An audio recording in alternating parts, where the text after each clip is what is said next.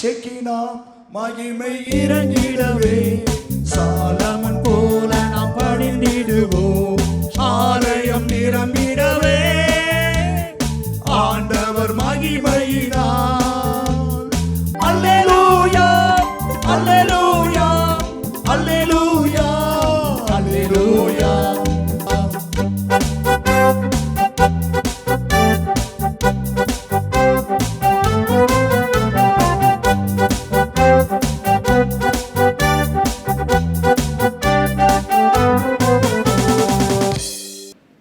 ஆண்டவராகிய இயேசு கிறிஸ்துவின் நாமத்திலே இன்னும் ஒரு புதிய மாதத்துக்குள்ளாக நாம் பிரவேசிக்க தேவன் கொடுத்த இந்த நல்ல கிருபைகளுக்காக நான் தேவனை ஸ்தோத்திரிக்கிறேன். கடந்த 3 மாதங்கள் கர்த்தர் நம்மோடு கூட இருந்தார். நம்முடைய காரியங்களெல்லாம் அவர் செய்தார், செய்து முடித்தார். தேவைகளை சந்தித்தார், குறைவையெல்லாம் நிறைவாக்கினார். நாம் அவரை நோக்கி கூப்பிடும் போது நமக்கு அற்புதங்களை செய்தார், சுகத்தை உண்டாக்கினார், பாதுகாப்பை கொடுத்தார், பண்டிகைகளை நல்ல முறையில் கொண்டாட கிருபை செய்தார். ஆண்டவர் நல்லவர், நல்ல தெய்வம். இம்மட்டும் நமக்கு உதவி செய்தவர் இனிமேல் நமக்கு உதவி செய்ய வேண்டும். அதுதான் வந்திருக்கும். ஏன்னா பைபிள் தெளிவாக சொல்லுகிறது, உசியா தேவனை தேடின நாட்களில் தேவன் அவனுடைய காரியத்தை எல்லாம் வாய்க்க செய்தார். உசியா தேவனை தேடின நாட்களில் 2 நாளாகமும் 26ஆம் அதிகாரம் நினைக்கிறேன், 3ஆம் வசனம் நினைக்கிறேன். பாருங்க, உசியா தேவனை தேடின நாட்களிலே அவன் கர்த்தரை தேடினான்.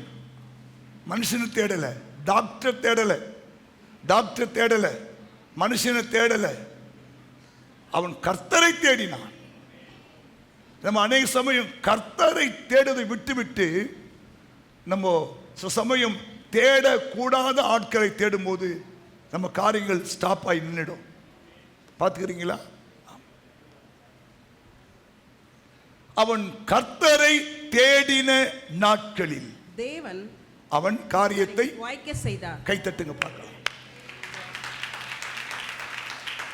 அப்ப உங்க காரியம் வாய்க்கணுமா? கர்த்தரை தேடு, கர்த்தரை தேடு. வர வழி இல்லை நமக்கு. இரவும் பகலும் அவரை தேடுங்க, ஜபத்தோடு தேடுங்க, வசனத்தோடு தேடுங்க அவரை. ஹல்லேலூயா. அப்ப பாருங்க, உங்க காரியங்கள் எல்லாவற்றையும் அவர் வாய்க்க செய்வார். ஏன்னா ஆண்டவர் வசனத்தை மீறி ஒன்றும் செய்ய மாட்டார். அவர் தம்முடைய வசனத்தோடு இணைந்தான் அவர் வருவார். ஹல்லேலூயா. ஆகையால் தான் பாருங்க, நமக்கு 3 நாளா தொடர்ந்து பண்டிகை. இன்னொரு நாள் வரணுமா? வேறு வழி இல்லை. தேடினாதான் இந்த மாதம் ஒரு ஆசீர்வாதம் கிடைக்கும். ஏன்னா நம்ம கர்த்தரை தேடி வந்திருக்கிறோம். சரி, என் பிள்ளை இல்லையா அந்த 4ஆவது மாதமும் எனக்கு தேடி வந்திருக்கிறான், சரி அவர்களுக்கு நன்மை செய்யணும். இதுதான் தெய்வனுடைய சித்தம். அப்போ உசியா தேவனை தேடின நாட்களிலே தேவன் அவருடைய காரியத்தெல்லாம் வாய்க்க செய்தார். சொல்லி ஜெபம் பண்ணுங்க. ஆமென் சொல்லுங்க. கர்த்தர் நாமம் மகிமைப்படுவதாக.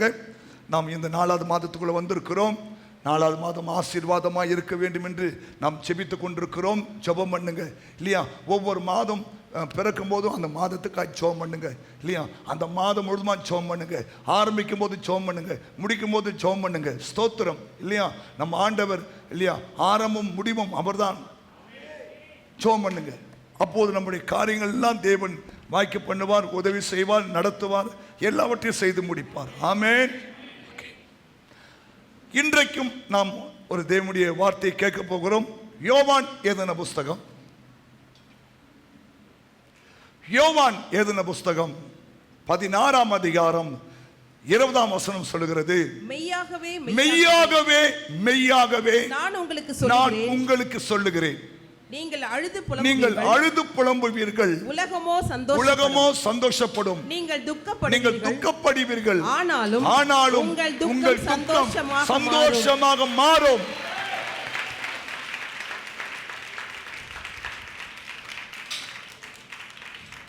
பக்கத்தால் பார்த்து சொல்லுங்க, உங்கள் துக்கம் சந்தோஷம். பக்கத்தால் பார்த்து சொல்லுங்க, சிஸ்டர் டோன்ட் வரி, உங்கள் துக்கம் சந்தோஷமாக மாறும். நான் சிரிச்ச முகமாக சொல்லுங்க, டென்ஷனாக சொல்லாத, நம்பிக்கையோடு சொல்லு. நீ சொல்ற பார்த்தா அவங்க நம்பிக்கை வந்துடணும். துக்கம் மாறும். நோ நோ, நீ சொல்றத பார்த்து அவங்களும் ஆமா சிஸ்டர். சில சமயம் நம்ம சொல்ற வார்த்தைகள் அடுத்த ஆளுடைய உள்ளத்துல ஆழமா பதிஞ்சிடணும். பரிசுத்த ஆவியானவர் இந்த வார்த்தையை எனக்கு ஞாபகப்படுத்தினார். நேற்றுக்கு வந்த நம்முடைய ஊழியக்காரமாக இதை கன்ஃபார்ம் பண்ணாங்க. ஆகையால் தான் இந்த வார்த்தையை தைரியமாக சொல்றேன். மெய்யாகவே மெய்யாகவே நான் உங்களுக்கு சொல்லுகிறேன். ஆண்டவர் சீஷர்களை பார்த்து சொன்ன ஒரு வார்த்தை. இந்த அதிகாரம் முழுசும் என்னன்னா, ஆண்டவர் இயேசு சீஷருக்கு சொல்லுகிறார், நான் கொஞ்ச காலம் உங்களை விட்டு காணாமல் போய்விடுவேன், பிறகு மீண்டும் நான் காணப்படுவேன். இந்த வார்த்தைகள் இந்த சீஷருடைய உள்ளத்தில் ஒரு பெரிய குழப்பம் அல்லது அவங்க உள்ளத்தில் ஒரு பெரிய கலக்கம், துக்கம் எல்லாம் உண்டாகிவிட்டது. ஆகையால் இதை குறித்து அவர்கள் இயேசுகிட்ட இதனுடைய காரியத்தெல்லாம் கேட்கிறாங்க. இயேசு சொல்றாரு, கொஞ்ச காலம் நீங்க என்ன காண மாட்டீங்க. அந்த கொஞ்ச காலம் என்பது ஆண்டவர் இயேசு பரலோகத்துக்கு போய் மீண்டும் வரப்போறார் இல்லையா, இந்த கொஞ்ச காலம். புரியுதா இல்லையா? இயேசு பரலோகத்துக்கு போயிட்டாங்களா? எப்போ போனாங்க? உயிர்த்தெழுந்து ஏறக்குறைய 40 நாட்கள் இந்த உலகத்தில் இருந்து இல்லையா, அவர் ஒளிமலைக்கு எல்லாரையும் அழைத்து கொண்டு போய் எல்லாருடைய கண்களுக்கு முன்பாக இயேசு ஏறி போனார் என்று வேதம் சொல்லுகிறது. அந்த நாளுக்கும் அவர் மீண்டும் வரப்போற நாளுக்கும் இடைப்பட்ட காலம்தான் கொஞ்ச காலம். நீங்கள் என்னை காணாதிருப்பீர்கள். நான் பிதாவினிடத்திற்கு போகிறபடியினால், நான் பிதாவிடத்துக்கு போகிறபடியினால் கொஞ்ச காலத்திலே, பாருங்க, நம்ம ஏற்கனவே 2024 வருஷம் ஆச்சு. அது அவர் கொஞ்ச காலமா, இன்னும் வரல அவரு, ஆனா அவர் கொஞ்ச காலமா. அது நான் பிதாவிடத்துக்கு போகிறபடியினால் கொஞ்ச காலத்திலே என்னை காண மாட்டீங்க, மறுபடியும் கொஞ்ச காலத்திலே என்னை காண்பீர்கள். இந்த வார்த்தைகள் தான் அந்த சீஷர்கள் உள்ளத்தில் ஒரு பெரிய ஒரு கலக்கத்தை, துக்கத்தை உண்டாக்கினது. அப்பதான் இயேசு சொல்றாரு, நீங்கள் அழுது புலம்புவீர்கள், இந்த உலகமும் சந்தோஷப்படும், நீங்கள் துக்கப்படுவீர்கள், ஆனாலும் உங்கள் துக்கம் சந்தோஷமா மாறும். இந்த இடைப்பட்ட நாட்கள்ல தான் இல்லையா சீஷர்களுக்கு சொன்ன ஒரு வார்த்தை, நீங்கள் அழுது புலம்புவீர்கள், இந்த உலகம் உங்களை பார்த்து சந்தோஷப்படும், நீங்கள் துக்கப்படுவீர்கள், ஆனாலும் உங்கள் துக்கம் சந்தோஷமாய் மாறும். உங்கள் துக்கம் சந்தோஷமாய் மாறும். உங்கள் துக்கம் சந்தோஷமாய் மாறும். ஆமென். இது ஆண்டவர் தம்முடைய பிள்ளைகளுக்கு சொன்ன ஒரு வார்த்தை, தம்முடைய சீஷர்கள் சொன்ன ஒரு வார்த்தை. அதே வார்த்தை தான் ஆண்டவர் இந்த 2024 ஏப்ரல் மாதம் 1ஆம் தேதி உங்களை பார்த்து சொல்றாரு இல்லையா, உங்கள் துக்கம் சந்தோஷமாய் மாறும். எத்தனை பேர் இந்த வார்த்தைக்கு கேட்டு சந்தோஷப்படுங்க? ஏன்னா பலவிதமான துக்கத்தோடு தான் நம்ம உள்ள வந்து உட்கார்ந்து இருக்கிறோம். இங்க ஒவ்வொருத்தரையும் விசாரிச்சிங்கன்னா ஒவ்வொருத்தரும் லிஸ்டே போடுவாங்க. காலையில் ஒரு அம்மா காணிக்கு போட்டு ஒரு லிஸ்ட் போட்டிருந்தாங்க. ஒரு பெரிய நோட்டில் லாங் சைஸ் நோட்லேருந்து ஒரு பேப்பர் எடுத்து இல்லையா, அவங்களுடைய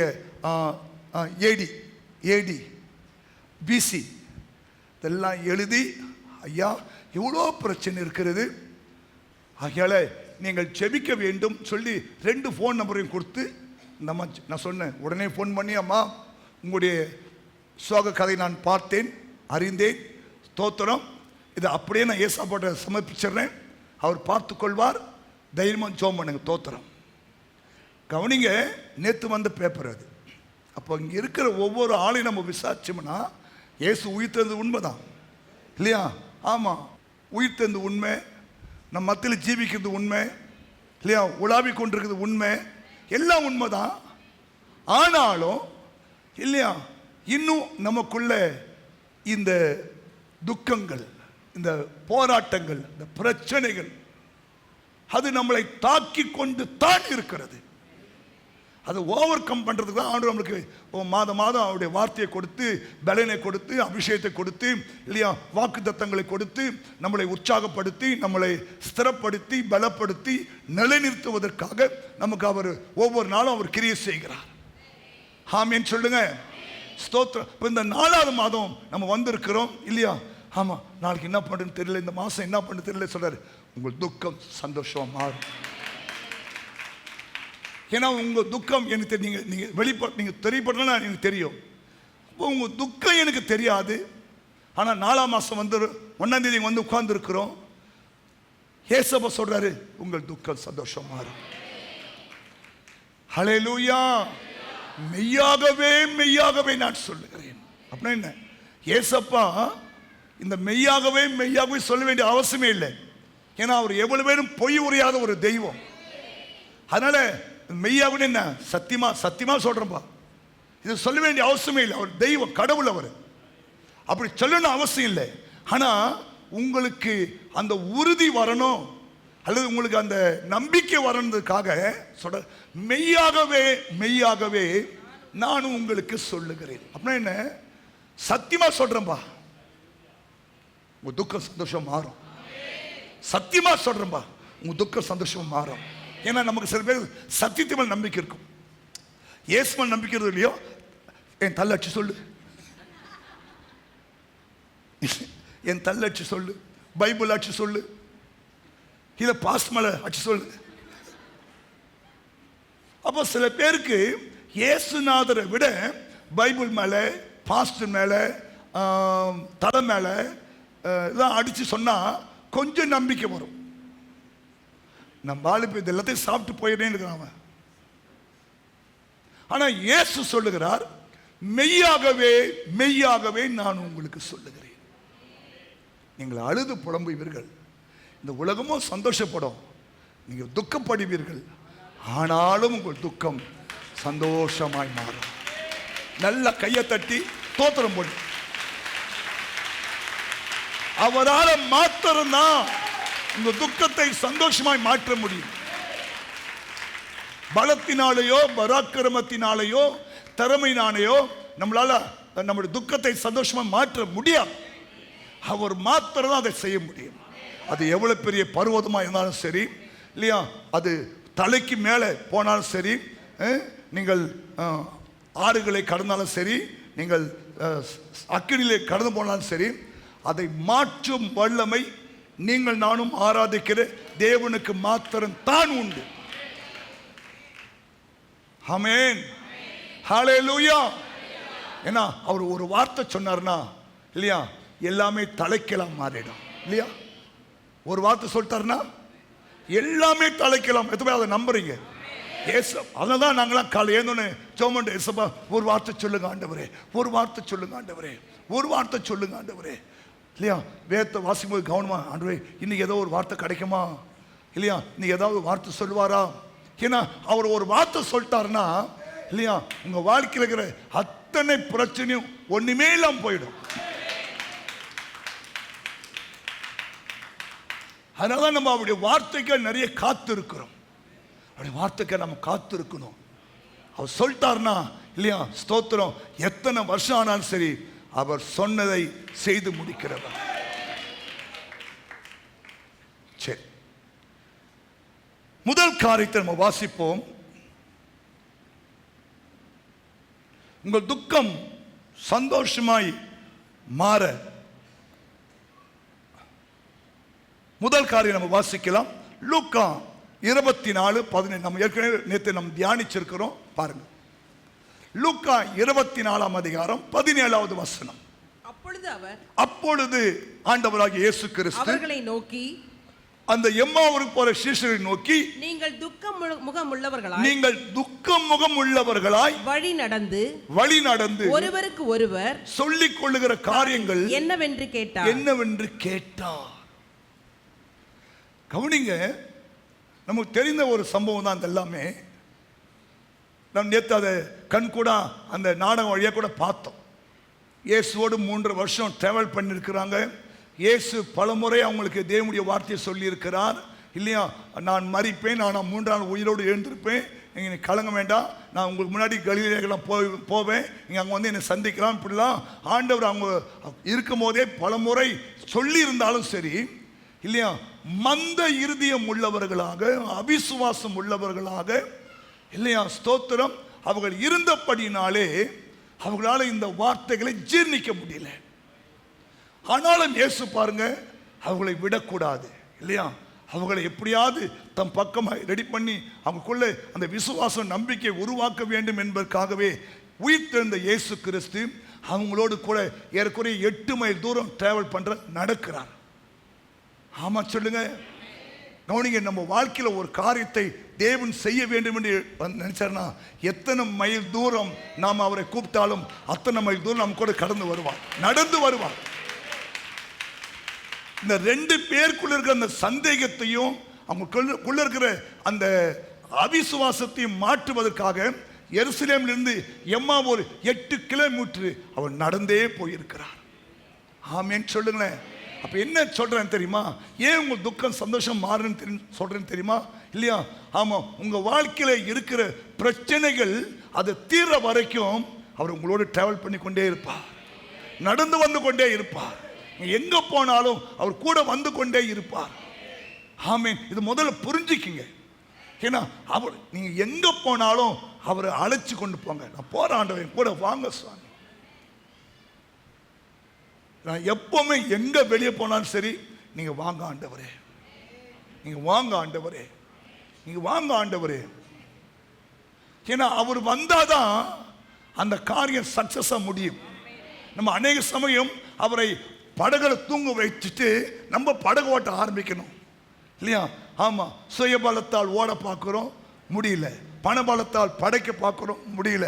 ஆள் பலத்தால் சொல் பலத்தால் செயல்பட பார்க்கிறோம், முடியல. ஏன்னா என்னாலே அன்றி உங்களால ஒண்ணுமே செய்ய முடியாதுன்னு அவர் சொல்லி இருக்கும் போது இல்லையா, உங்களுடைய பலத்தை கொண்டு, உங்களுடைய பராக்கிரமத்தை கொண்டு நாம் செயல்படும் போது இல்லையா, அதை தேவன் என்ன பண்ணுவார்? சற்று தடுத்து நிறுத்தி வைப்பார். ஏன்னா நாம் அவரை சார்ந்து கொள்ள வேண்டும் என்று எதிர்பார்க்கிறார். நல்லா புரிஞ்சுங்க, பைபிள் நமக்கு தெளிவா சொல்றது, நீங்கள் கொடி, அவர் செடி. புரிஞ்சுங்க, நீங்க யாரு? கொடினா என்ன?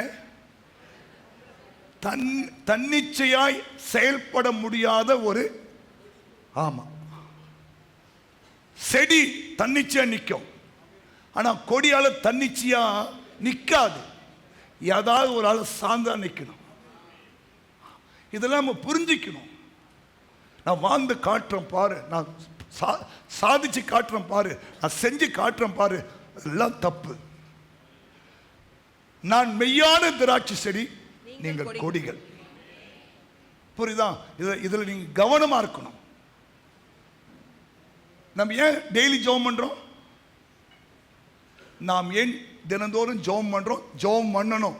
உங்களால அன்றி என்னால் ஒண்ணுமே செய்ய முடியாது ஆண்டவரே. இதை நம்ம வெளிப்படுத்துவதுதான் இந்த ஜெபம். நீங்க இல்லாம நான் இந்த 1ஆம் தேதி ஆரம்பிக்க முடியாது, இந்த மாசம் ஃபுல்லாவே நடக்க முடியாது என்பதை நாம் உணர்ந்து கொண்டோம் என்பதை இயேசப்பாவுக்கு தெரியப்படுத்தணும். இயேசுலாம இந்த மாசம் கடந்து போயிடுவீங்களா? ஏசப்பா இல்லாம இந்த மாசம் நடந்து காட்டுறேன் பார்க்கிங்ல பாஸ்டர்னு சொன்னா தோத்துறோம்,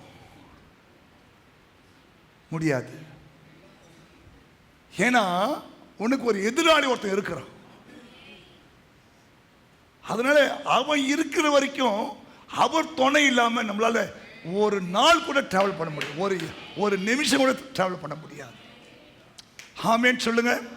அப்போ நல்லா புரிந்து கொள்ளுங்க, உயிர்த்தெழுந்த இயேசு கிறிஸ்து நம்மோடு கூட இருக்கிறபடினால நிச்சயமாய் உங்கள் துக்கங்களை அவர் சந்தோஷமாய் மாற்றி கொடுப்பார். உங்களுக்குள்ள சந்தேகம் இருக்கலாம், அவிசுவாசம் இருக்கலாம், இல்லையா? ஆமாம், இயேசு உயிர்த்தெழுந்தாரா இல்லையான்னு என்ன இருக்கலாம். ஆனால் இயேசு பலமுறை சொன்னார். மத்தேயுவில் நீ பார்த்தீங்கன்னா அவர் பரம் ஏறுவதற்கு முன்பாக சொன்னார் இல்லையா, உலகத்தின் முடிவு பரியந்தமும் சகல நாளும் நான் கூட இருப்பேன்னு சொன்னார். இதெல்லாம் இவங்க மறந்துட்டாங்க இல்லையா? நமக்கு இருக்கிற ஒரு பெரிய ஒரு டிராபேக்னா இந்த மறதி. எதுவுமே மறதி இருக்கு நிறைய. ஐயோ எனக்கு இருக்கு பாஸ்டர், அதுக்கு ஜெபம் பண்ணுங்க. மறதி வரக்கூடாது. சில ஆள் பாருங்க, ஃபேன் போடுறதுக்கு தெரியும், வீட்டு அதை செய்யணும் இதை செய்யணும் தெரியும், ஆனால் மறந்துடும். மறதி ஒரு பெரிய நோய். அது ஆண்டவரே எனக்கு ஞானத்தால் நிரப்புங்க ஆண்டவரே. ஆமாம், எனக்கு ஒவ்வொரு நாளும் ஞானத்தால் நிரப்புங்க ஆண்டவரே. இந்த மறதி வரக்கூடாது ஆண்டவரே. ஹல்லேலூயா. அப்போ இந்த உலகத்தின் முடிவு பரியந்தும் சகல நாள் நான் கூட இருப்பேன்னு சொல்லி பல முறை ஏசப்பா சொன்னா கூட இவங்க என்ன பண்ணிட்டாங்க, அதெல்லாம் மறந்துட்டு இவங்க ஒரு அவிசுவாசம் உள்ளவர்களாக, நம்பிக்கையற்றவர்களாக இல்லையா, சந்தேக பெறுவடியாக இல்லையா, அவர் சொன்ன வார்த்தையெல்லாம் மறந்தவர்களாக அவங்க டிராவல் பண்ணுறாங்க. அவங்களுக்கு மறுபடியும் தம்மை வெளிப்படுத்த வேண்டும் என்ற ஒரு நோக்கத்தோடு கூட ஆண்டவர் இயேசு அவங்களோடு கூட போய் இல்லையா, அவங்களுடைய துக்கத்தை சந்தோஷமாய் மாற்றி அவங்களுடைய இருதயம் கொழுந்து விட்டு எரியும் அளவுக்கு அவங்களுக்குள்ள கர்த்தர் தம்முடைய வல்லமையை வெளிப்படுத்தி அவர்களை ஆண்டவர் மறுபடியும் நம்பிக்கையோடு வாழ தேவன் உதவி செய்தார். ஆமென் சொல்லுங்க. ஹல்லேலூயா. சரி, கவனிக்கணும். அப்போ என்ன சொல்றேன்னா, இந்த மாதம் தேவன் நம்மோடு கூட இருக்கணும். 2 நாளும் சொல்றாரு, நீங்கள் கர்த்தரோடு இருந்தால் அவர் உங்களோடு இருப்பார். நீங்கள் கர்த்தரோடு இருந்தால் அவர் உங்களோடு இருப்பார். நீங்கள் அவரை தேடினால் அவர் உங்களுக்கு தம்மை வெளிப்படுத்துவார். நீங்கள் அவரை விட்டு விட்டால் அவர் உங்களை விட்டு விடுவார். நல்லா புரிஞ்சுக்கணும். நம்ம எப்போதும் கர்த்தரோடு இருக்க நம்ம பழகிக்கொள்ள வேண்டும். ஹல்லேலூயா. ஆமா, வசனம் நீங்கள் கர்த்தரோடு இருக்கணும். 12 அவன் வெளியே ஆசாவுக்கு எதிர்கொண்டு போய் அவனை நோக்கி, ஆசாவே யூதா பென்யமீன் கோத்திரங்களின் சகல மனுஷரே, கேளுங்கள், நீங்கள் கர்த்தரோடு இருந்தால், நீங்கள் கர்த்தரோடு இருக்கணும், அவர் உங்களோடு இருப்பார். நீங்கள் அவரை தேடினால் அவர் உங்களுக்கு வெளிப்படுவார். அவரை விட்டு விட்டீர்களானில் அவர் உங்களை விட்டு விடுவார். கவனிக்கணும். ஒரு வசனம் வாசிக்கலாம். யாத்திராகமம் 33ஆம் அதிகாரம் 4வது வசனம். நான் உங்க கூட இருக்க மாட்டேன் சொல்லிட்டார் ஆண்டவர். நீங்க வணங்கா கழுத்துள்ள ஜனங்கள். துக்கமான இந்த வார்த்தைகளை ஜனங்கள் கேட்ட பொழுது ஒருவரும் தங்கள் ஆபரணங்களை போட்டுக் கொள்ளாமல் துக்கித்துக் கொண்டிருந்தார்கள். கவனிங்க, காரணம் என்ன ஆண்டு சொல்லிட்டாரு, நீங்கள் உங்க ஆபரணங்களை கலட்டி புதைக்கிறேன்னா நான் உங்க கூட வரவே மாட்டேன் சொல்லி அவர் உறுதியா சொல்லிட்டாரு. அது மேல சொல்றாரு, நீங்கள் வணங்கா கழுத்துள்ள ஜனங்கள். நீங்கள் வணங்கா கழுத்துள்ள. மறுபடியும் இந்த மாசம் ஆண்டு நம்மகிட்ட சொல்றாரு, நான் உன் கூட இருக்கணுமா, நான் சொல்ற எல்லா வார்த்தைக்கும் என்ன பண்ணு, தலை வணங்கு. வணங்கா கழுத்தா இருக்காதீங்க தயவு செய்து சொல்றாரு ஆண்டவருக்கு. அதுதான் கஷ்டப்படுறாரு. இந்த ஜனங்கள் வணங்கா கழுத்துள்ள ஜனங்கள் என்றார். அப்ப கவனிங்க, உங்களை பத்தி தேவன் சரியா அறிஞ்சிருக்கிறார். நான் அடிக்கடி சொல்லுவேன், வணங்குற முள்ளு தாங்க தைக்கும் இல்லையா, வணங்காத முள்ளு உடைஞ்சிடும். அதெல்லாம் பைபிள் சரியா சொல்லுது. இணைந்து கொள்ளுங்கள், இசைந்து போங்கள், இசைந்து போங்கள், இணைந்து கொள்ளுங்கள், வணங்கு. இவங்க ஸ்டிப்பா நிற்கிறான். அப்படி என்ன, தேவனுடைய வார்த்தைக்கு கீழ்ப்படியாம முடியாது.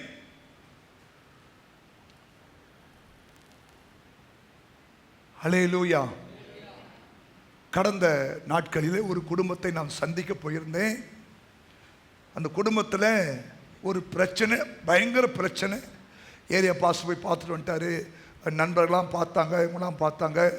ஆனால் அந்த குடும்பத்தில் அந்த காரியத்துக்கு அவங்க இணங்கி வரலை.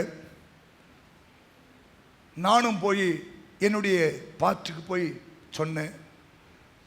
அந்த சகோதரி அழுதாங்க, எல்லாம் செஞ்சாங்க, கட்சி விட்டாங்க. அதில் மட்டும் நான் செய்ய முடியாது பாஸ்டர்.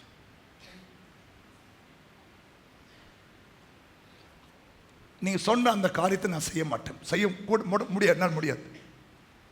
ஏமா இது தேவ கட்டளை கேட்கல. என்ன சொல்றான்னு தெரியுமா? ஆண்டவர் இல்லாம நம்மளால என்ன பண்ண முடியும் இல்லையா? படைத்தவரே நம்மளை பார்த்து சொல்றாரு செய், முடியாது. அப்போ ஆண்டவர் கோபம் என்னன்னா, இந்த ஜனங்கள் வணங்கா கழுத்துள்ள ஜனங்கள், சொல் பேச்சு கேட்காது, கீழ்ப்படியாது, இசைஞ்சு போவாது, விட்டு கொடுக்காது. அப்ப சொல்றாரு, நான் உங்க கூட வரமாட்டேன். அந்த வார்த்தை தான் அவங்க துக்கமாயிடுச்சான். நான் உங்க கூட வரமாட்டேன்னு சொன்னார் பார்த்தீங்களா? அந்த வார்த்தை தான் துக்கமாயிட்டு மக்களுக்கு.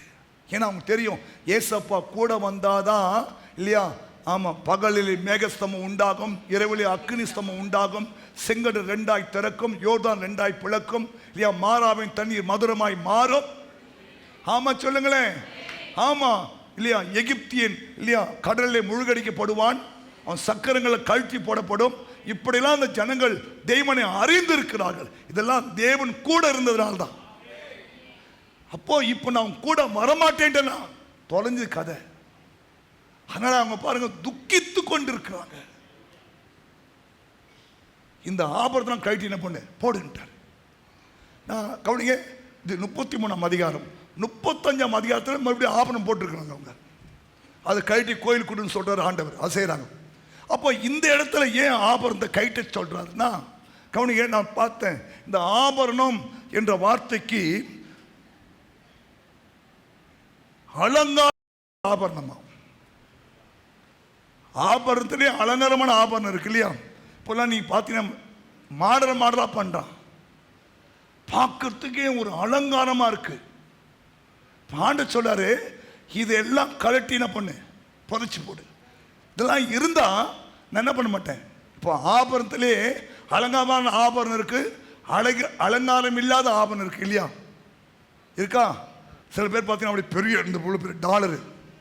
அன்னைக்கு ஒரு அரசியல்வாதி பார்த்தேன், இந்த கையில் இவ்வளோ பெரிய மோதிரம், இந்த கையில் இவ்வளோ பெரிய மோதிரம், இந்த கையில் இவ்வளோ பெரிய மோதிரம், இந்த கையில் இவ்வளோ பெரிய மோதிரம், இதுலேருந்து இது வரைக்கும், இதுலேருந்து இது வரைக்கும்.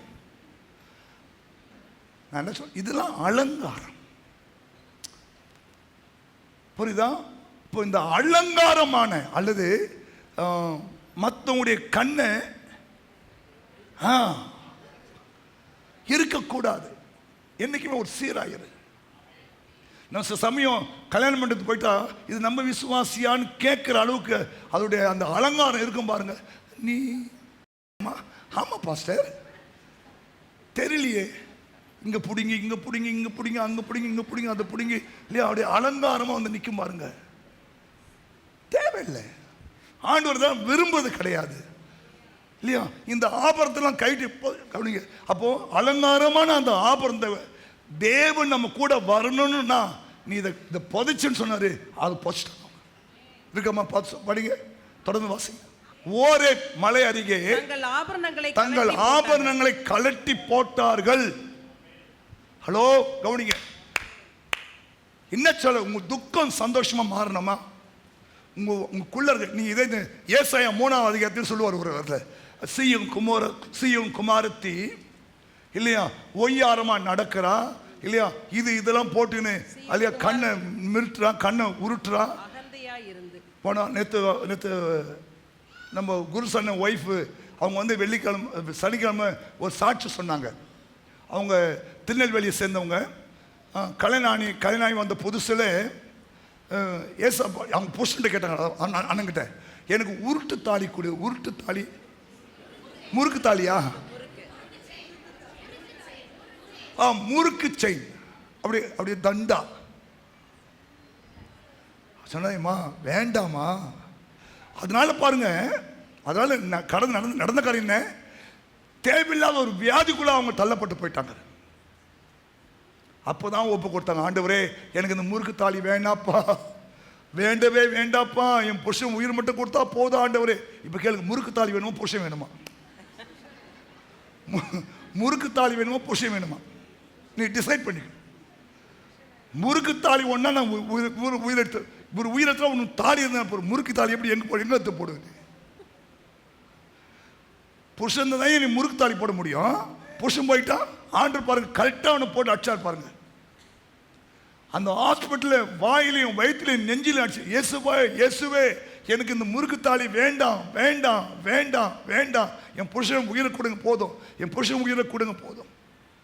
இன்னைக்கு ஒண்ணுமே நமக்கு நாங்கள் தோத்துறோம். என்ன சொல்ல வரும் தெரியுமா? அலங்காரமான அந்த ஆபரணங்கள்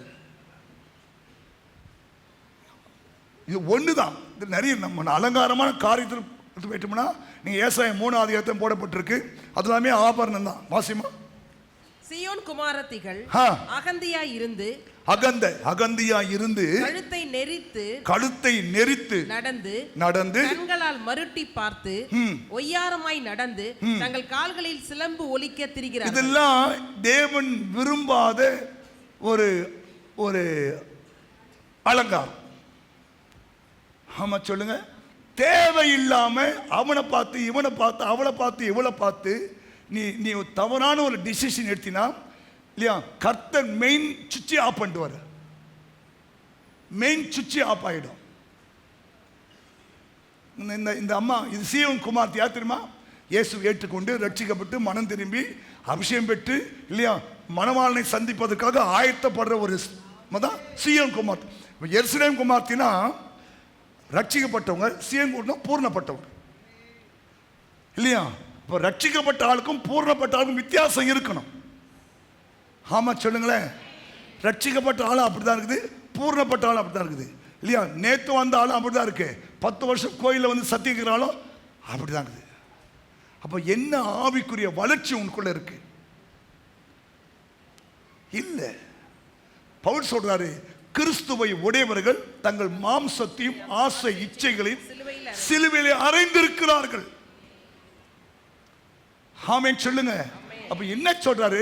இந்த அலங்காரமான ஆபரணங்களை நீங்க புதைச்சாதான் நம்ம கூட வருவன்றார் ஆண்டவர். அந்த ஜனங்கள் இல்லையா, நமக்கு இந்த அலங்காரமான இந்த ஆபரணம் வேண்டாப்பா, நமக்கு தேவன் தான் வேணும். ஆமென். நமக்கு தேவன் தான் வேணும், நமக்கு குடும்பம் தான் வேணும், நமக்கு வாழ்க்கை தான் வேணும், நமக்கு உயிர் தான் வேணும். பாருங்க, ஜனங்க புதைச்சிட்டாங்க, துணிகரமாக புதைச்சிட்டாங்க. இதுதான் ஒரு கீழ்ப்படிதல். அப்பதான் சொன்னான், என் சமூகம் உனக்கு முன்பாகவே செல்லும், நான் உனக்கு இளைப்பாறுதல் தருவேன். இதெல்லாம் அவங்க செஞ்ச பிறகு சொல்றாரு, என் சமூகம் உனக்கு முன்பாக செல்லும், நான் உனக்கு இளைப்பாறுதல் தருவேன் என்றார். என் சமூகம் உனக்கு முன்பாக செல்லும், நான் உனக்கு இளைப்பாறுதல் தருவேன். கவனிங்க, நான் நகைக்கு எதிராளி அல்ல. ஆனா தேவன் அருவருக்கிற மாதிரி உங்க வாழ்க்கையில நகையோ வஸ்திரமோ இல்லையா அலங்காரமோ இருக்கக்கூடாது. தேவன் அருவருக்கிற மாதிரி இருக்கக்கூடாது. ஆமென் சொல்லுங்க. ஹல்லேலூயா. அதுதான் ஆண்டு சத்தியம் சொல்றாரு. ஏன் இன்னும் உங்க துக்கம் சந்தோஷமா மாறல? இவ்வளோ ஜெபம் பண்றீங்க, இவ்வளோ காரியம் செய்றீங்க, ஆனா கர்த்தர் ஜெபத்தை கேட்கல. அவர் தம்முடைய செவியை ஜெபத்துக்கு அடைத்து வைத்தார். ஏன் இன்னும் உங்க வாழ்க்கையில தேவன் எதிர்பார்க்கிற இந்த ஆவிக்குரிய அந்த பூரணம் வரல? அதனால தான் இன்னும் கொஞ்சம் பொறுமையா இருக்கிறார் ஆண்டவர். ஹல்லேலூயா. புரியுதா உங்களுக்கு? அதனால இந்த காரியத்தை 6 வாசிச்சிங்களே போச்சுட்டாங்க. அப்போ கவனிக்கணும், இந்த 33ஆம் அதிகாரத்தில் தேவன் சொல்றாரு, நான் உங்க கூட வரணும்னா இந்த அலங்காரமான இந்த ஆபரணத்தெல்லாம் நீ என்ன பண்ணு, கொண்டு போய் புதைன்ட்டார் ஆண்டவர். கழட்டி போடு. நான் சொல்லட்டுமா, உங்க வாழ்க்கையில கழட்டி போட வேண்டிய காரியங்கள் நிறைய இருக்கு. யோசுவாவை பார்த்து சொன்னார் ஆண்டவர், உன் பாதரட்சியை கழட்டி போடு, நீ நிற்கிற இடம் பரிசுத்தமான ஒரு இடம். ஆரோனை பார்த்து, இவன் வஸ்திரத்தை கழட்டு, இவன் இந்த மேரிவா அந்த மலையண்டியில கீழ்ப்படியாம போயிட்டான், அதனால நான் அவனுக்கு கொடுத்த அந்த ஆசாரி வஸ்திரத்தை கழட்டிடு. அவன் சாகும்போது இது இந்த வசம் போட்டு சாவக்கூடாது. ஆண்டவர் பாருங்க எவ்வளோ அந்த ஒரு வார்த்தை ரொம்ப கஷ்டமான ஒரு வார்த்தை. இப்போ ஆண்டவர் நமக்கு ரட்சிப்பின் வசத்தை கொடுத்துருக்கிறார், துதியின் ஆடையை கொடுத்துருக்கிறார். இதுக்கு நம்ம பாத்திரமா இல்லைன்னா கலட்டிடுவார் ஆண்டவர், கலட்டிடுவார் ஆண்டவர். ஹலோ, தயவு செய்து ஆண்டவரா உலகமா நீங்க தான் டிசைட் பண்ணணும்.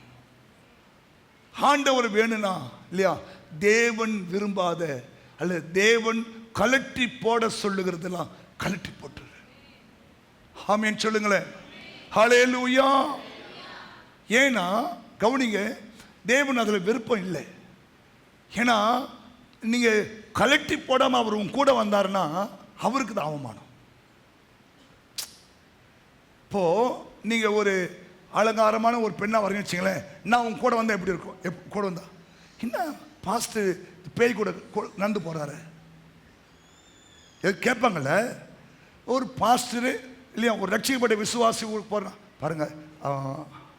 நேற்று ஒரு வக்கீல் தொழில் செய்கிற ஒரு சகோதரி அவங்க வீட்டுக்காரர் பாஸ்டராக இருக்கிறார். பாஸ்டர், நீங்கள் சொன்ன மாதிரியே இப்போ நானும் போன வாரம் போய் எங்கள் வீட்டுக்கார கூட சேர்ந்து ஒர்ஷிப் பண்ணி எல்லாம் பண்ணி சந்தோஷமாக இருக்கு பாஸ்டர். எங்கள் வீட்டுக்கார சொன்னார், உங்கள் பாஸ்டர் ஒன்று ஒழுங்காக உருவாக்கி இருக்கிறாரு. தோத்துறோம், உங்கள் பாஸ்டர் ஒன்று சரியாக உருவாக்கி இருக்கிறார். இது எப்படி இருக்கு? ஏன்டி உங்க பாஸ் உனக்கு ஏதாடி சொல்லி கொடுத்தா? பாசம் இழுப்பான் கூட பாவம், மனுஷன் எங்கேயோ கிடப்பாங்க முள்ள. நீ செய்கிற தப்புக்காக உங்கள் பாஸ் தான் சொல்லி கொடுத்தானா? உங்கள் பாஸ் தான் சொன்னானா? உங்கள் பாஸ் தான் செய்ய சொன்னானா? உங்கள் பாஸ் இப்படி சொன்னானா? தேவையில்லாத எங்களை இழுத்து உள்ள அடிச்சு. அப்போ கவனிங்க, என்னை தொட்டா அவர் தொட்டது சமமாயிடும்.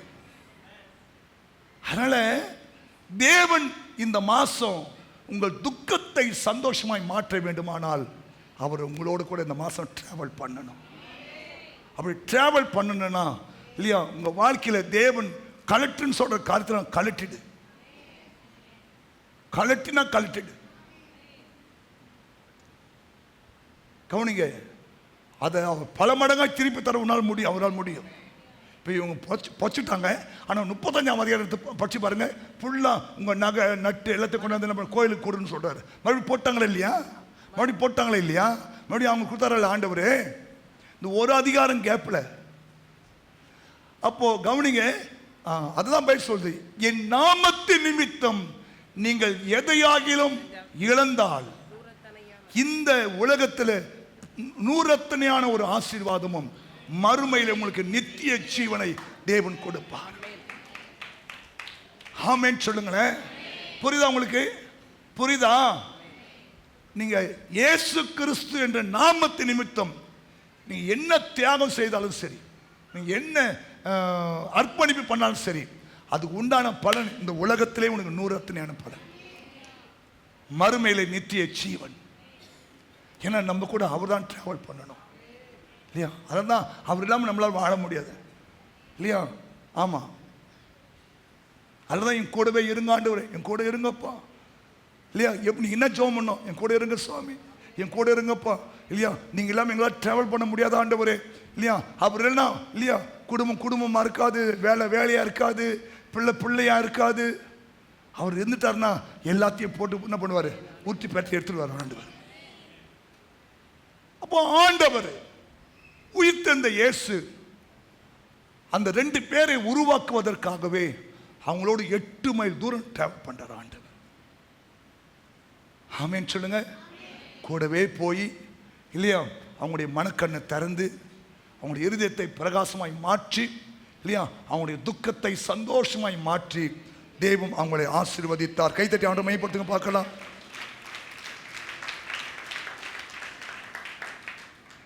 சங்கீதம் 38:17 சொல்லுகிறது, இங்கே சங்கீதக்காரன் தாவீது செபிக்கிறார். சங்கீதம் 38:17, நான் தடுமாறி விழ ஏதுவாய் இருக்கிறேன், என் துக்கம் எப்பொழுதும் எனக்கு முன்பாகவே இருக்கிறது. நீங்க அதுக்கு மேல வாசனை வாசிங்கன்னா ஏன் ஒரு துக்கம் வந்து நல்லா தெரியும். ஒன்று 38 உம்முடைய கோபத்தில் என்னை கடிந்து கொள்ளாதீங்க. உமது கோபத்திலே என்னை கடிந்து கொள்ளாதீங்க. உம்முடைய உக்கிரத்தில் என்னை தண்டியாதீங்க. உம்முடைய அம்புகள் எனக்குள்ளே தைத்திருக்கிறது. உமது அம்புகள் எனக்குள்ளே தைத்திருக்கிறது. உமது கை என்னை இருத்துகிறது. உமது கோபத்தினால் என் மாம்சத்தில் ஆரோக்கியமே இல்லை. என் பாவத்தினால் என் எலும்புகளில் சௌக்கியம் இல்லை. அந்த அதிகாரம் ஃபுல்லா பாத்தீங்கன்னா வியாதி தான். எரிபந்தம், வயிறு எரியுது, அப்படி எரியுது, நெஞ்சு எரியுது, அப்படி எரியுதுன்னு இல்லையா. 3ஆம் வசனத்துல 11ஆம் வசனத்தையும் பார்த்தீங்கன்னா நமக்கு இருக்கிற எல்லா வியாதிகளும் அங்கே சொல்லப்பட்டிருக்கிறது.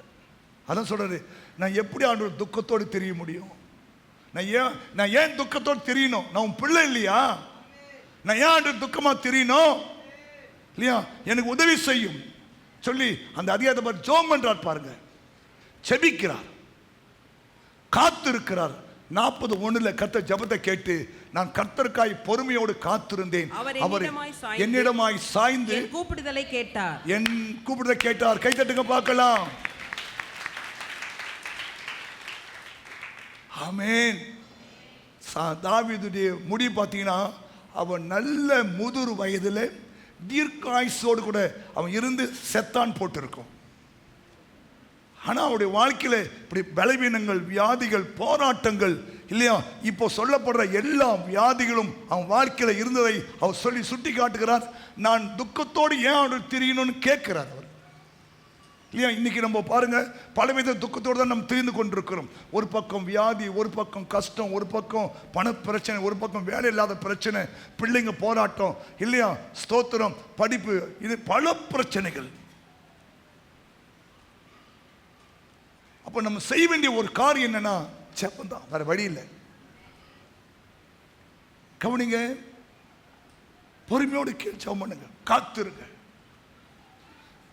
நம்ம ஆண்டவர் சொல்றாரு, நான் கர்த்தருக்காய் பொறுமையோடு காத்திருந்தேன், அவர் என்னிடமாய் சாய்ந்து என் கூப்பிடுதலை கேட்டார்.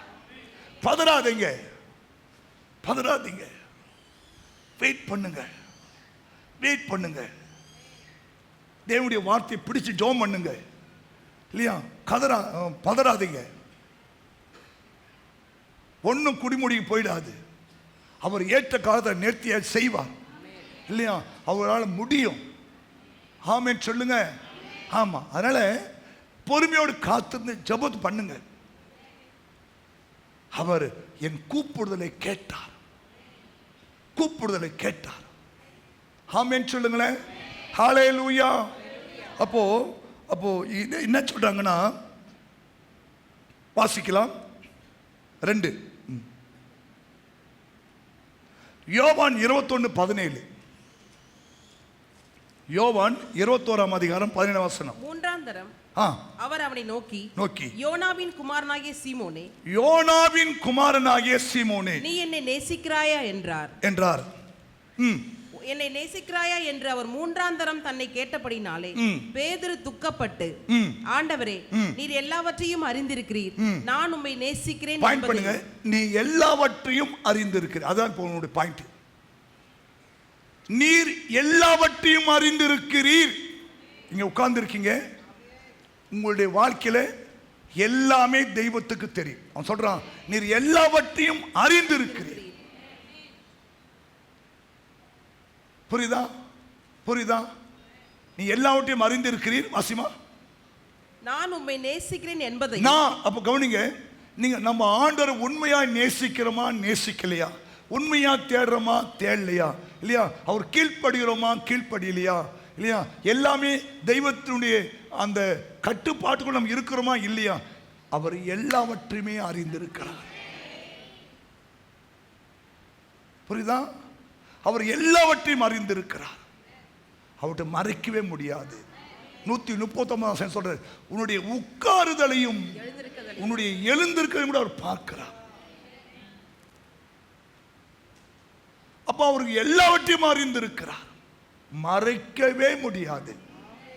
ஏன் இன்னும் துக்கம் கண்டினியூ ஆகினே இருக்கு தெரியுமா? ஏன் ஆகுது? அவர் எல்லாவற்றையுமே அறிந்திருக்கிறார்.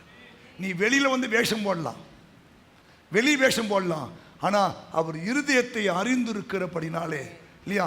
யோவான் 2ஆம் அதிகாரம். அப்படி இருந்தும் இயேசு எல்லாரையும் அறிந்தபடி, கவனிங்க, இயேசு எல்லாரையும் அறிந்திருந்தபடினால் அவர்களை நம்பி இணங்கவில்லை. அப்புறம் கேள, மனுஷருக்குள் இருப்பதையும் அவர் அறிந்திருந்தபடியால் மனுஷரை குறித்து ஒருவரும் அவருக்கு சாட்சி சொல்ல வேண்டியது இல்லை. ஏன்? அவர் எல்லாவற்றையும் அறிந்திருக்கிறார். சில பெற்றோர் சொல்லுங்க, பாஸ்டர் நல்லா என்னை பத்தி நல்லா சாட்சி சொல்லுங்க பாஸ்டர். நான் எப்படி தப்பா சாட்சி சொல்ல முடியும்? ஏதோ கோயில் வரைக்கும் போறீங்க, எது விஷயம் வந்தால் உங்களோட பார்க்கும்போது உங்களுடைய தனிப்பட்ட வாழ்க்கை, உங்களுடைய அந்தரங்க வாழ்க்கை குறித்து எனக்கு ஒன்றுமே தெரியாது. நான் எப்படி கூட குறித்து சாட்சி சொல்ல முடியும்? இயேசு எல்லாவற்றையுமே அறிந்திருந்தபடினாலே ஒத்தாளை நம்பி இனங்களை பாருங்க, நம்ம பாருங்க இல்லையா, இல்லையா, ஏன்னா பார்த்தா டக்குன்னு இறங்கிடுவோம். நமக்கு அந்த உள்ளத்தை பார்க்குற அந்த இது அபிஷேகம் இல்லை இல்லையா? ஆமாம், அப்படியே அப்படியே தேன் ஒழுங்க பேசுவோம் பாருங்க. இந்த ஏமாத்தாலாம் இருக்குண்ணே, இப்போ நம்ம நிறைய ஏமாந்துறோம் இல்லையா? கவனிங்க, போன வாரம் பேங்க்கில் ஒர்க் பண்ண கவனிங்க, பொய் நகை மேலே கொஞ்சம் முலாம் பூசி வருஷம் பார்த்தாலும் தங்கமாகுது, அரிசி பார்த்தாலும் தங்கமாகுது. எவ்வளோ கோடி ஏமாத்திட்டு இருக்கிறான்.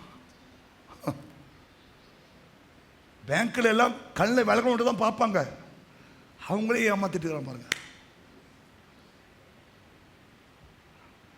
உண்மை இது ஆச்சரியமா இருக்கு. ஏன்னா அவ்வளோ சீக்கிரம் பேங்க்கில் இருக்காலும் ஏமாம், இந்த நகை இங்கே போவோம், இந்த நகை இங்கே போவோம், இந்த நகை இங்கே போவோம், இப்படிலாம் செக்அப் பண்ணிட்டு ஒரு செக் கொடுத்தா 10 பேர் சைன் வாங்கிட்டு தான் மாதிரி. ஏன் பணம் ஏன் செக்கு, ஆனால் 10 பேர் சைன் பண்ணிட்டு தான் அதுக்கு 10 நிமிஷம் உட்காந்துருக்கணும். ஆனால் ஈஸியாக அப்படி ஏமாற்றி போயிடும். ஆனால் அங்கே பார்க்குறாரு பாருங்க, அவர் எல்லாவற்றையும் அறிந்திருக்கிறார். அதனால் உங்களை பற்றி சாட்சி சொல்லணும் அவசியமே கிடையாது. ஏன் உங்கள் துக்கம் சந்தோஷமாக மாற தெரியுமா? உங்களுடைய ஏட்டு செட்டெல்லாம் தேவனுக்கு அறியும். ஆமென் சொல்லுங்க. அதனால பாருங்க, நீங்க முட்டுறீங்க மோதுறீங்க, இன்னும் உங்களுக்கு பதில் வரமாட்டுது. ஏன்னா அவர் எல்லாவற்றையுமே அறிஞ்சிருக்கிறார்.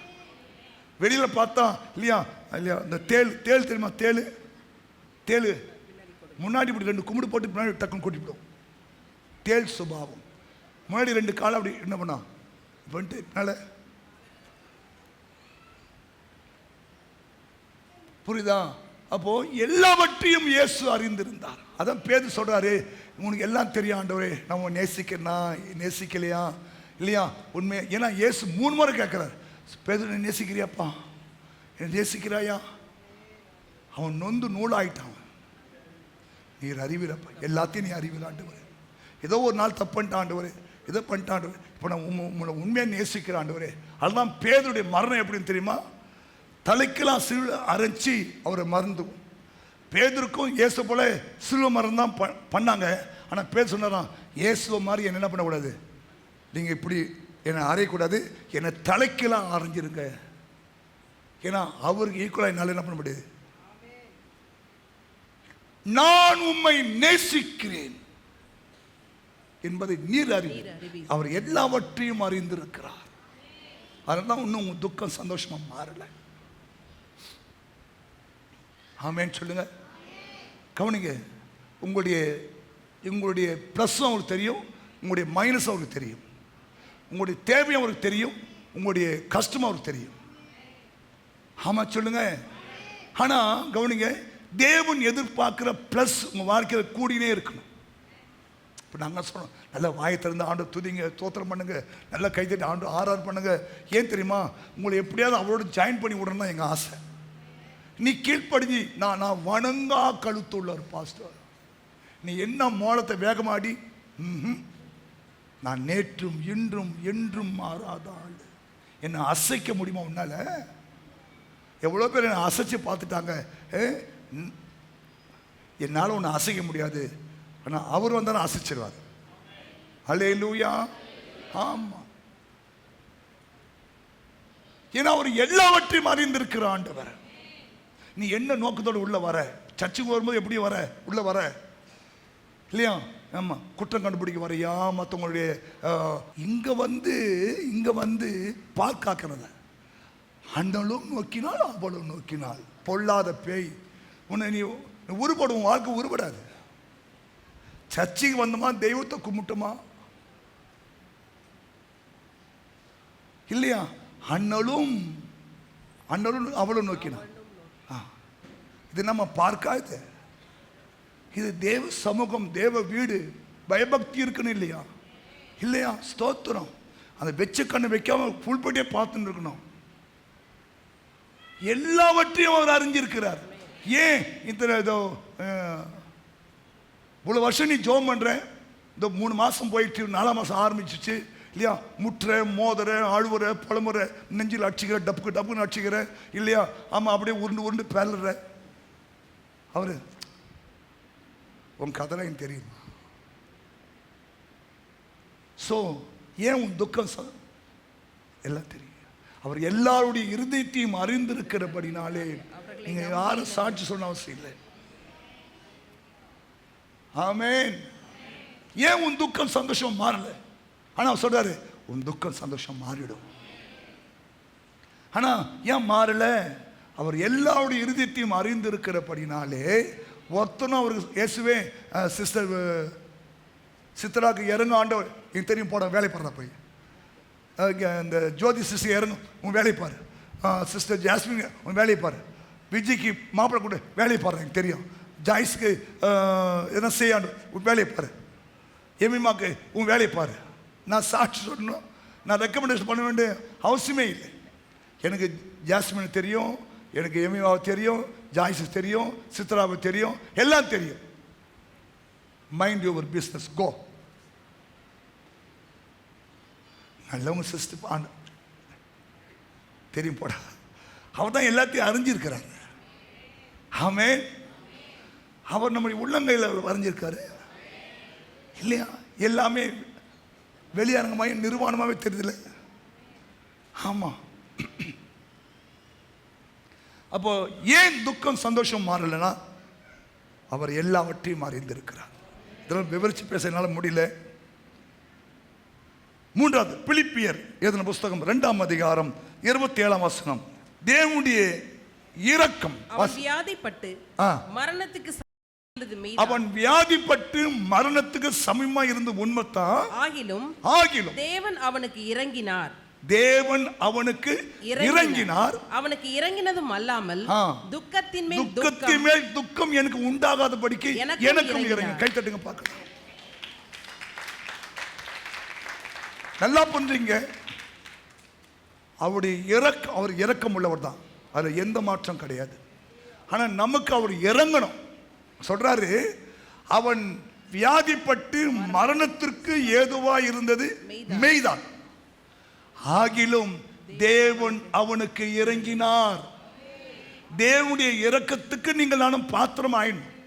அது மரணத்துக்கு ஏதுவான வியாதி இருந்தாலும் சரி, மரணத்தையே ஜெயித்தவர், மரணத்துக்கு ஏதுவான வியாதி மாற்ற வல்லவராக இருக்க. கைத்தட்டுங்க பார்க்கலாம். மரணத்தை ஜெயித்தவர் மரணத்துக்கு ஏதுவான வியாதி மாற்ற மாட்டாரா? சொல்றாரு, அவன் வியாதிப்பட்டு மரணத்திற்கு சமயமாய் இருந்து மெய்தான், ஆகிலும் தேவன் அவனுக்கு இறங்கினார். அப்ப தேவனுடைய இரக்கத்துக்கு நீங்கள் நானும் ஒரு பாத்திரமாய் இருக்க வேண்டும். அது மரணத்துக்கு ஏதுவான வியாதி இருந்தாலும் சரி, அது எப்படிப்பட்ட பிரச்சனை சரி, தேவனுடைய இரக்கத்துக்கு முன்னாடி அதெல்லாம் ஒண்ணுமே இருக்காது. ஹல்லேலூயா. அவனுக்கு இறங்கினதும் அல்லாமல் துக்கத்தின் மேல் துக்கம் எனக்கு உண்டாகாதபடிக்கு எனக்கும் தெய்வம் இறங்கினார். சில பேருக்கு துக்கத்தின் மேல் துக்கம் உண்டாங்க பார்த்தீங்களா, அது உண்டாகாதபடிக்கு அவர் நமக்கு இறங்குறார். ஆமென் சொல்லுங்க. ஏன்னா அவர் இரக்கமும் மன உருக்கமும் நீடிய சாந்தமும் கிருபை உள்ள ஒரு ஆண்டவர்.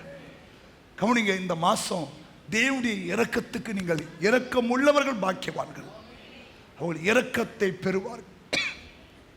ஆமென் சொல்லுங்களேன். இரக்கத்துக்கு பாத்திரம் மாறுங்க. தேவன் உனக்கு இறங்கணும், அவ்வளவுதான். தேவன் உனக்கு இறங்கினா, தேவன் இறங்காத வரைக்கும் உனக்கு துக்கத்தின் மேல் துக்கம் கண்டினியூ ஆகிக்கொண்டுதான் இருக்கும். நீங்கள் நானும் அவருடைய இரக்கத்துக்கு பாத்திரமாக வேண்டும். இது வந்து யாரை சொல்றேன்னா எப்பாப்ரோ என்ற ஒரு உடன் ஊழியக்காரனை பற்றி பேசுகிறார் ஆண்டவர். அவனுக்கு தேவன் ஏன் இறங்கினார்னு போய் வீட்டில் படிங்க. அவன் நல்ல ஒரு ஊழியக்காரன், தேவன் கொடுத்த ஊழியத்தை உண்மை உத்தமாய் செய்தான். ஹல்லேலூயா. ஆமாம், அப்போஸ்தலன் பவுலுக்கு தேவன் கொடுத்த உடன் ஊழியக்காரர்கள் இவன் ஒரு சிறப்பான ஒரு இடத்தை பெற்றுக்கொண்டான். தீமோத்தேயு ஃபர்ஸ்ட், ரெண்டாவது எப்பாப்ரோத்து, மார்க்கு, லூக்கா, இவங்களாம் அவருடைய உடன் ஊழியர்கள். அப்போ ஆண்டவர் சொல்றாரு, அவன் வியாதிப்பட்டு மரணத்துக்கு ஏதுவா இருந்தது மெய்தான். ஆனா தேவன் அவனுக்கு இறங்கினாரே, அவனுடைய துக்கத்தை மாத்திட்டார் இல்லையா? ஆமா, துக்கத்தின் மேல் துக்கம் எனக்கு வராதபடிக்கு எனக்கும் தெய்வம் கிருபையா இறங்கினார். இந்த மாசம் துக்கத்தின் மேல் துக்கம் வரக்கூடாது. தேவனுடைய இரக்கத்துக்காய் கெஞ்சுங்க, தேவனுடைய இரக்கத்துக்காய் கெஞ்சுங்க. எனக்கு இறங்கும் ஆண்டவரே, எனக்கு இறங்கும் ஆண்டவரே. அவருடைய இரக்கத்துக்கு நம்ம பாத்திரமாய் மாறிவிட வேண்டும். ஆமேன் சொல்லுங்க.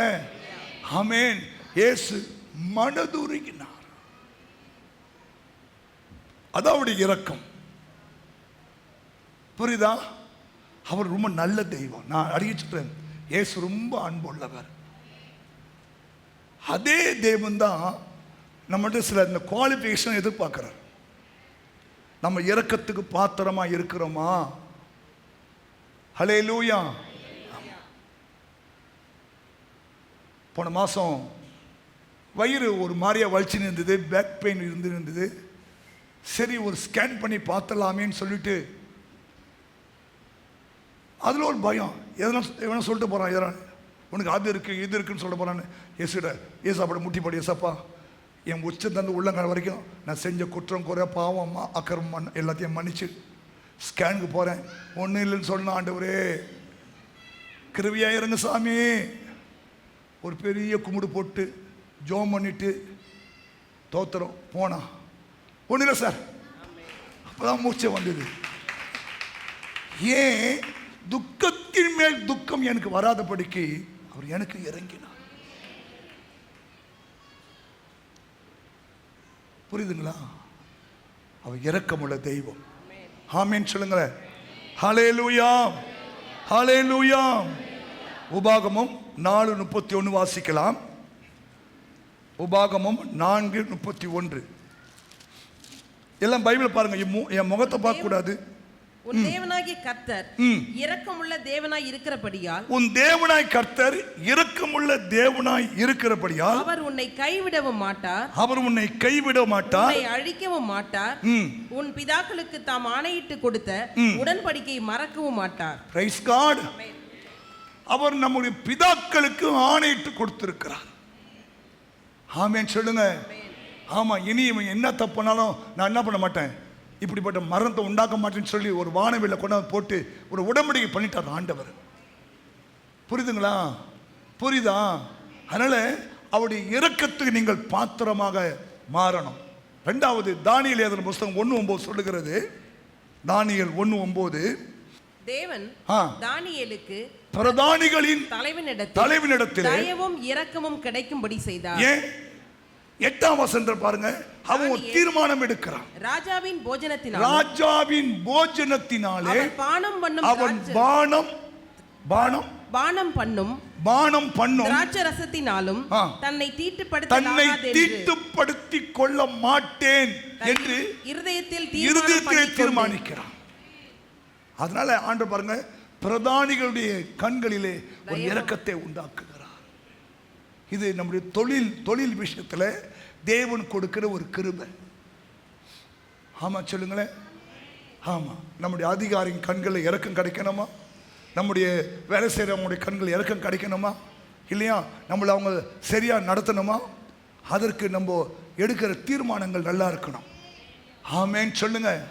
ஹல்லேலூயா. புரியுதா? ஆமா, எழுந்த உடனே முதல்ல அவர் முகத்தில் முடிங்க, அவரை நோக்கி பாருங்க, இல்லையா? பாரத்தை அவர் மேலே வெய்யுங்க, ஜெபம் பண்ணுங்க, நல்ல தீர்மானம் எடுத்து சாட்சியா வாழுங்க. ஆண்டவர் நீங்கள் வேலை செய்கிற இடத்துல உங்களுடைய பிரதானிகளுடைய கண்களிலே இரக்கத்தை அவர் காண்பிப்பார்.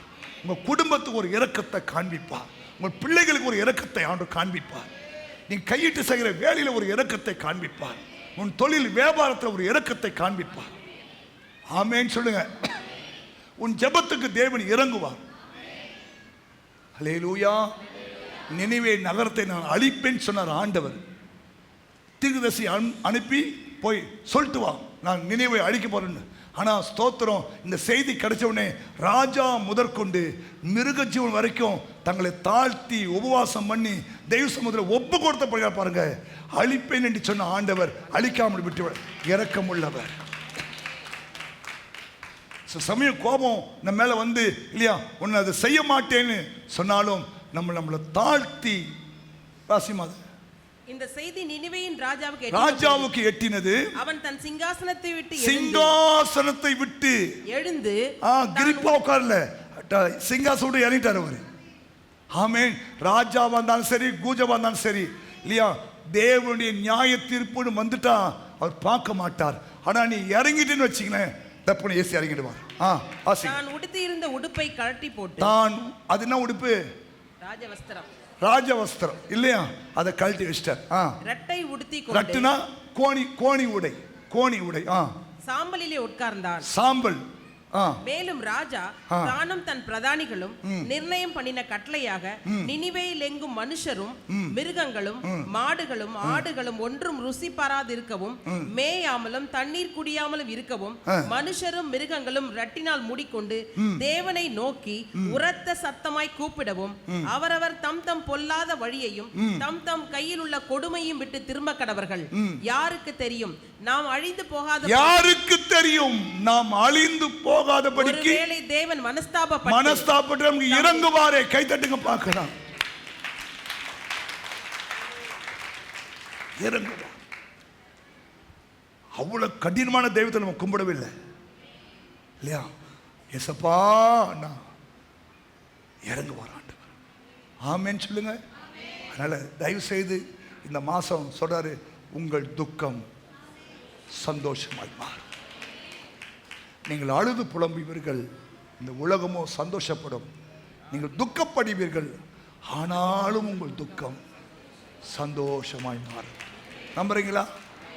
கேட்ட வார்த்தைக்கு ஒப்பு கொடுத்து இல்லையா, கீழ்ப்படிந்து இந்த மாதம் ஒப்பு கொடுங்க இல்லையா.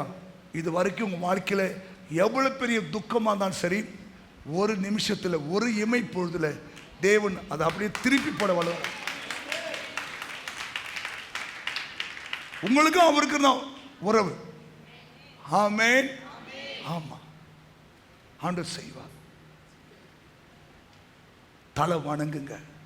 வணங்கா கடுத்துள்ள ஆளா அப்படியே ஸ்டிப்பா நிக்காத, தப்புன்னு ஆண்டவர்ட்ட இறங்கு. ஆமென். சாம்பல்ல உட்காரு, லட்டு உடுத்து, உன்னை தாழ்த்து அப்பா கிட்ட. அவரால் செய்யக்கூடாத அதிசயமான காரியம் ஒன்றுமே இல்லை. நம்மளை எந்த நிற்கலாம். உங்கள் துக்கம் சந்தோஷமாய் மாறும். கவலைகள் கண்ணீர் எல்லாம் மறைந்துவிடும். உங்கள் துக்கம் சந்தோஷமாய் மாறும். கவலைகள் ஆசீர்வாதம் மறைந்துவிடும். கலங்காதே மகனே, கலங்காதே மகளே, கலங்காதே மகளே. நம்ம பல்லம் போயிடும். அது ரெண்டு ஆறு.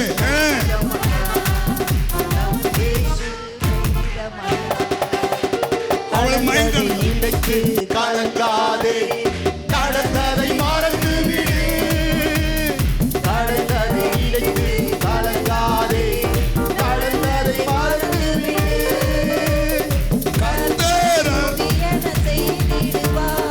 இன்றே நீ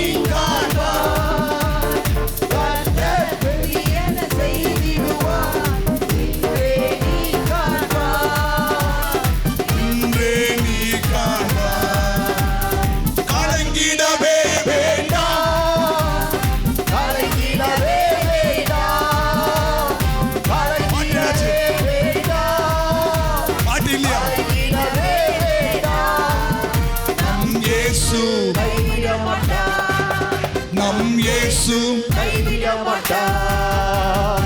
நொறுங்குண்ட இதயம் தேற்றுகிறார், உடைந்த உள்ளம் தாங்குகிறார்.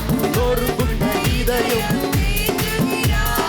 உடைந்த உள்ளம் தாங்குகிறார். காயங்கள் அனைத்தையும் கட்டுகிறார், கண்ணீர் துடைக்கிறார். உன் காயங்கள் அனைத்தையும் கட்டுகிறார், கண்ணீர் துடைக்கிறார். கண்ணீர் துடைக்கிறார். கலங்கிடவே வேண்டாம், கலங்கிடவே வேண்டாம், கலங்கிடவே வேண்டாம், கலங்கிடவே வேண்டாம். நம் இயேசு ஏசப்பா. உங்கள் துக்கம் சந்தோஷமாய் மாறும், உங்கள் கவலைகள் கண்ணீர் எல்லாம் மறைந்து விடும். உங்கள் துக்கம் சந்தோஷமாய் மாறும்.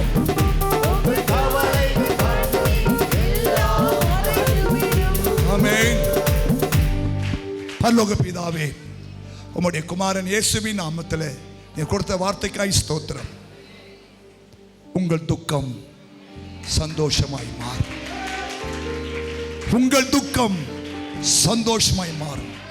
இந்த 1ஆம் தேதி ஆராதனைக்கு எத்தனை பேர் துக்கத்தோடு வந்திருக்கிறாங்க, எத்தனை பேரோட கவலையோடு வந்திருக்காங்க தெரியாத ஆண்டவரே. ஆனாலும் நீ சொன்ன வார்த்தையை நாங்கள் சொல்லி இருக்கிறோம் ஆண்டவரே. நீ எவ்வளவு வேணும் பொய் உரையாத தெய்வம். இந்த பிள்ளைகள் செய்த குற்றங்கள் குறைகள் பாவங்களை மன்னித்து ஆண்டவரே கிருபையாய் இறங்கி இவருடைய துக்கங்களை சந்தோஷமாய் மாற்ற வேண்டும் நாங்கள் ஜெபிக்கிறோம். எங்கள் ஆண்டவர் இரக்கமுள்ளவர் என்பதை நாங்கள் தெரிவிக்க உதவி செய்யுங்க ஆண்டவர். எப்பாப்புறத்துக்கு இறங்கின தெய்வம் எங்களுக்கும் இறங்கும் ஆண்டவர், எங்களுக்கும் இறங்கும் அப்பா. துக்கத்தின் மேல் துக்கம் எங்களுக்கு வராதபடிக்கு ஆண்டவர் எங்களுக்கும் இரக்கம் செய்வீரார். இந்த மாசத்துல உடைய வார்த்தை ஆம் என்றும் ஆமென் என்றும் ஒவ்வொரு பிள்ளைகளுக்கும் திருசபை மக்களுக்கும் நடக்க வேண்டுமா சொன்னப்ப. இது கர்த்தராலே ஆயிற்று, என் கண்களுக்கு ஆச்சரியமா இருக்கிறதுன்னு ஒவ்வொருத்தரும் சொல்ல கர்த்தர் உதவி செய்யுங்க. வந்த ஒவ்வொரு மக்களையும் ஆசீர்வதிங்க, அவன் கொடுத்த காணிக்கைகளை ஆசீர்வதிங்க, அற்புதம் செய்யுங்க, பல மடங்காய் திரும்ப தாங்க ஆண்டவரே. ஆமா, நீ அநேக ஜாதிகளுக்கு கடன் கொடுப்பாய், கடன் வாங்காதிருப்பாய் என்ற வசனம் நிறைவேற உதவி செய்யும். நல்ல சுக பல ஜீவன் ஆரோக்கியம் தீர்க்காயுசு உண்டாகட்டும். துக்கத்தை உண்டாக்குற எந்த பிரச்சனையும் இயேசுவே உம்முடைய நாமத்தில் அப்பா இந்த பிள்ளைகளுக்கு இந்த இரவிலே ஒரு மாற்றம் உண்டாகட்டும். வந்த ஒவ்வொரு மக்களையும் ஆசீர்வதி, இதுக்கு துணையா இருந்த ஒவ்வொரு பிள்ளைகளையும் ஆசீர்வதி. பெரிய காரியங்கள் ஆண்டவராகிய இயேசு மூலம் ஜெபிக்கிறோம் நல்ல பிதாவே. என் ஆத்துமாவே கர்த்தரே ஸ்தோத்திரி. நம்முடைய பிதாவாகிய தேவனுடைய அன்பும் கர்த்தராகிய இயேசு கிறிஸ்துவின் கிருபையும் பரிசுத்த ஆவியானுடைய ஐக்கியமும் இப்போதும் எப்போதும் சதா காலமும் வரைக்கும் மட்டும் நம்ம காத்துக்கொள்வாராக. கர்த்தருடைய ஆசீர்வாதத்தோடு கடவர். கர்த்தர் தம்முடைய முகத்தை உண்மையில் பிரகாசிக்கப்படும் உண்மையில் கிருபையாக கடவர். கர்த்தர் தம்முடைய முகத்தை